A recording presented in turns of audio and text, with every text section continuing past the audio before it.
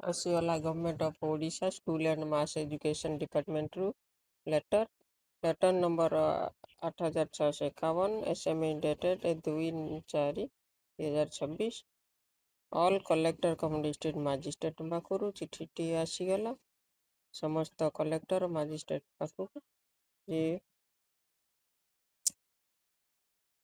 School ଖୋଲିବାର timing ଯେହେତୁ ବର୍ତ୍ତମାନ ସାରା ରାଜ୍ୟରେ ପ୍ରବଳ ଗ୍ରୀଷ୍ମ ପ୍ରବାହ ଜାରି ରହିଛି, ଗ୍ରୀଷ୍ମ ପ୍ରବାହ ଆରମ୍ଭ ହୋଇଗଲାଣି। ସେଥିପାଇଁ ଅଂଶୁଘାତ ଜନିତ ସୁରକ୍ଷା ପାଇବା ପାଇଁ ସରକାର ଗାଇଡ଼ଲାଇନ୍ ଜାରି କରିଛନ୍ତି। ସ୍କୁଲ ସମୟକୁ ସମସ୍ତ ଷ୍ଟେଟ୍ ମାନଙ୍କରେ ସ୍କୁଲ ସମୟକୁ 6:30ରୁ 6:30 AM ରୁ 10:30 AM ପର୍ଯ୍ୟନ୍ତ ଖୋଲା ରହିବ। ଏହା 2 ଏପ୍ରିଲ ଠାରୁ କାର୍ଯ୍ୟକାରୀ କରାଯିବ। ଯେହେତୁ ଆଜି ଏପ୍ରିଲ 2 ତାରିଖ ଆଜିଠାରୁ ଏହା କାର୍ଯ୍ୟକାରୀ ହେବ ବୋଲି ଚିଠି ଆସିଗଲା। It is also requested to ensure the following things to combat heat wave like situation to every year as per the details given below।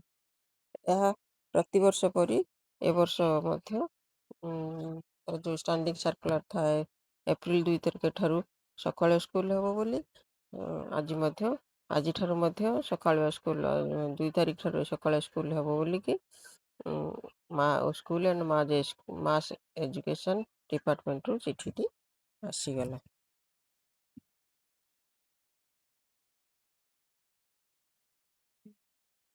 Copy forward to PS to Honorable Chief Minister Odisha, PS to Honorable Minister Revenue, Disaster Management ଓ ସମସ୍ତ ଡିପାର୍ଟମେଣ୍ଟକୁ ଚିଠିଟି ଲେଖାଯାଇଛି।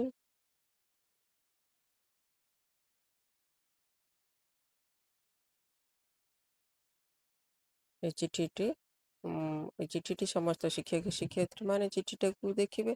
ଦେଖି ସାରିଲା ପରେ ସମସ୍ତ April 2 ତାରିଖ ଠାରୁ ସକାଳୁଆ ସ୍କୁଲ କରିବା ପାଇଁ ନିର୍ଦ୍ଦେଶ ଦିଆଯାଇଛି। ଜୟ ଜଗନ୍ନାଥ ବନ୍ଧୁଗଣ, ଆପଣମାନେ ମୋ ଚ୍ୟାନେଲକୁ ଯଦି ନୂଆ ହୋଇ ଆସିଛନ୍ତି ତାହେଲେ ମୋ ଚ୍ୟାନେଲକୁ ଗୋଟେ ଲାଇକ୍, ସେୟାର ଆଣ୍ଡ ସବସ୍କ୍ରାଇବ୍ କରିବେ। ଆପଣମାନେ ମୋ ବେଲ୍ ଆଇକନ୍କୁ ହେଲେ ଆପଣ ସମସ୍ତ ନୋଟିଫିକେସନ୍ ପ୍ରଥମେ ପାଇପାରିବେ। ତେଣୁ ଆପଣମାନଙ୍କୁ ଅନୁରୋଧ, ଆପଣମାନେ ଏ ଚ୍ୟାନେଲଟିକୁ ସବସ୍କ୍ରାଇବ୍ କରନ୍ତୁ ଆଉ ସମସ୍ତ ଚିଠିର ପ୍ରଥମେ ପାଆନ୍ତୁ। ଧନ୍ୟବାଦ।